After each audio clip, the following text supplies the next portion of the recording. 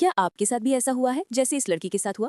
क्योंकि जब लड़की ने दरवाजा बंद किया तो कमरे का नंबर 6 से बदलकर अचानक 9 हो गया। उसी वक्त एक डिलीवरी बॉय आया और इस कमरे को 9 समझकर एक पार्सल वहीं छोड़ गया। लड़की चौंक गई क्योंकि उसने कुछ भी ऑर्डर नहीं किया था। जैसे ही उसने बॉक्स खोला, उसकी आंखें खुली की खुली रह गईं क्योंकि उसमें पूरे 10 करोड़ थे।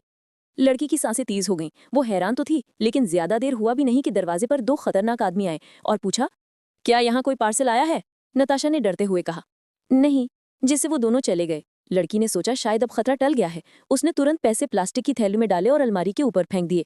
लेकिन थोड़ी देर में वही दोनों फिर लौटे, इस बार दरवाजा तोड़कर गुस्से और बिना कुछ बोले एक थप्पड़ मारा। फिर बोले, पैसे कहाँ हैं? नताशा चुप थी, जिससे उन्हें शक हो गया। उन्होंने कमरा छानना शुरू कर दिया। तभी अलमारी के ऊपर से पैसों की थैली नीचे गिर गई। उनमें से एक ने पैसों के लालच में अपने ही साथी को गोली मार दी।